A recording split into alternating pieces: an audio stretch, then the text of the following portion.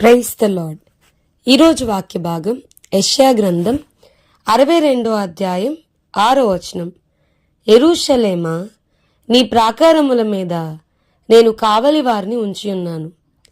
రేయైనా పగలైనా వారు మౌనంగా ఉండరు. ఈరోజు ఈ వాక్య భాగం ద్వారా దేవుడు మనతో మాట్లాడుతున్నారు. మనం కనుక ఆలోచిస్తే దేవుడు మన యొక్క ఆత్మీయ జీవితాన్ని చూస్తూ ఆయన సంతోషిస్తున్నారా?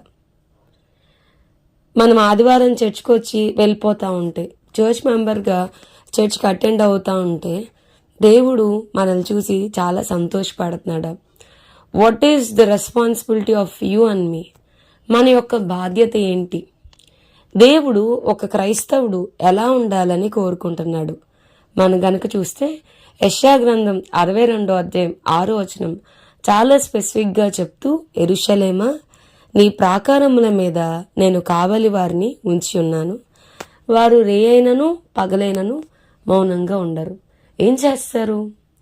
ఈ కావలి వారనంటే ఎవరంటే, ఒక ఎత్తైన ఒక టవర్ మీద ఉండి ఆ పట్టణాన్ని చూసేవారు. దూరం నుండి వస్తున్న శత్రువుని చూడగలరు. పట్టణంలో ఏం జరుగుతుందో కూడా ఆ ఎత్తైన టవర్ మీద ఉండి చూడగలరు. చూడడం మాత్రమే కాదు, వారు రేయైనను పగలైనను మౌనంగా ఉండరు. మౌనంగా ఉండకపోవడం ఏంటి అని ఆలోచిస్తున్నారా అండి? This is all talks about prayer. ప్రార్థనా జీవితం కోసం ఈ వచనం చెప్తా ఉంది.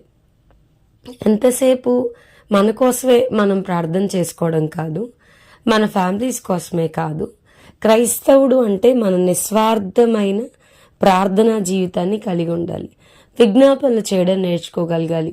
పట్టణాల కొరకు, గ్రామాల కొరకు, ప్రాంతాల కొరకు విజ్ఞాపనలు చేసేవారి కొరకు దేవుడు ఎదురు చూస్తా ఉన్నారు.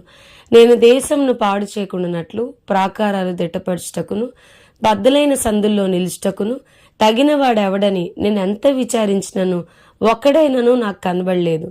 కావున నేను నా క్రోధమును, నా ఉగ్రతాగ్నిని వారి మీద క్రొమ్మరింతును, వారి ప్రవర్తనా ఫలం వారి మీదకి రప్పింతును అని ఆయన స్పెసిఫిక్గా మాట్లాడుతూ వచ్చారు. ఆయన ఒక పట్టణాన్ని జ్ఞాపకం చేసుకోవాలి, ఒక గ్రామాన్ని లేదా ఒక ప్రాంతాన్ని జ్ఞాపకం చేసుకోవాలి. ఆ ప్రాంతం మీద దేవుడు తన ఉగ్రతను క్రొమ్మరించకూడదు. దేవుని కోపాగ్నిని మళ్లించేవారు, దేవుని ఉగ్రతను మళ్లించేవారి కొరకు దేవుడు ఎదురు చూస్తా ఉన్నాడు. సో జస్ట్ చర్చ్కి వెళ్ళిపోయి వచ్చేవాళ్ళు, అటెండెన్స్ కోసం వెళ్లే వాళ్ళు దేవుడికి అక్కర్లేదు. మరి ఎవరు కావాలి అని అంటే, వారి చుట్టూ ఉన్న పరిస్థితులను గమనించి వారి హృదయంలో భారంతో నింపుకునేవారు. భారం కలిగి ఆ అంశాలన్నిటినీ దేవుని పాద సన్నిధికి తీసుకుని వెళ్ళేవారు. ఆ ప్రాంతాల కొరకు దేవుని ఎదుట విజ్ఞాపన చేయగలిగే వారి కొరకు దేవుడు ఎదురు చూస్తా ఉన్నాడు. సో ఏదో వచ్చాం వెళ్ళాం, మన కోసం మనం ప్రార్థన చేసుకున్నాం కాదండి. నమ్మకంగా మన ప్రాంతాల కొరకు మనం ప్రార్థన చేసినప్పుడు దేవుడు తప్పకుండా, అందుకనే కడవరి వానాకాలంన వర్షం దయచేయమని యెహోవాను వేడుకొనడి అని వాక్యం చెప్తా ఉంది.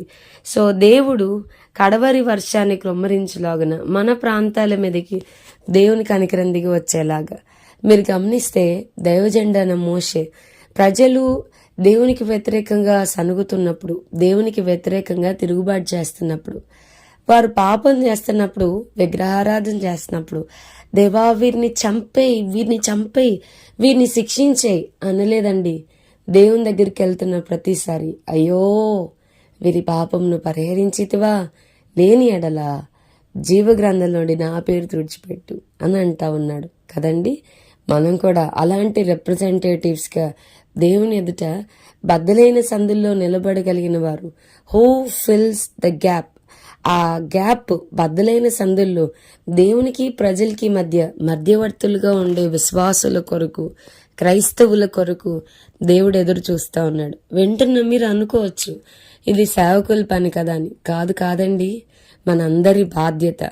ఆ మధ్యవర్తులుగా ఉండి ప్రజలు ఎవరైతే పాపం చేస్తున్నారో, ఎవరైతే వారు చేస్తున్న పాపాన్ని బట్టి దేవుని ఉగ్రతను రేపుతున్నారో, అలాంటి వారి పక్షాన ప్రభా వీరిని కరుణించు, ప్రభా వీరిని క్షమించమని ఆ గ్యాప్లో మనం నిలబడగలిగిన వారంగా ఉండాలి. అప్పుడు దేవుడు తప్పకుండా సంతోషపడతాడు. తన హృదయ భారాన్ని పంచుకునే క్రైస్తవుల కొరకు దేవుడు ఎదురు చూస్తున్నాడు. తన హృదయ భారాన్ని పంచుకునే విశ్వాసుల కొరకు దేవుడు ఎదురు చూస్తున్నాడు. వింటున్న మీరు అలా ఉండగలరా? దేవుడు అలాంటి ఉన్నతమైన భాగ్యాన్ని మనందరికీ దయచేయను గాక. ప్రార్థన చేసుకుందాం. ప్రభా, ఈరోజు వాక్య భాగం ద్వారా మీరు మాతో మాట్లాడినందుకు వందనాలు. వాక్యం వింటున్న మా ప్రియులైన ప్రతి ఒక్కరిని దీవించమని యేసు నామమున అడిగి వేడుకొనుచున్నాం తండ్రి. Amen. God bless you and have a blessed day.